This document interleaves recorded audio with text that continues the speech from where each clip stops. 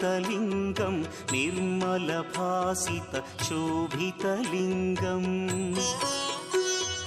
जन्मज दुःखविनाशकलिङ्गं तत्प्रणमामि सदा शिवलिङ्गम् देवमुनिप्रवरार्चितलिङ्गं कामदहन करुणाकरलिङ्गम् रावणदर्पविनाशकलिङ्गं तत्प्रणमामि सदा शिवलिङ्गम्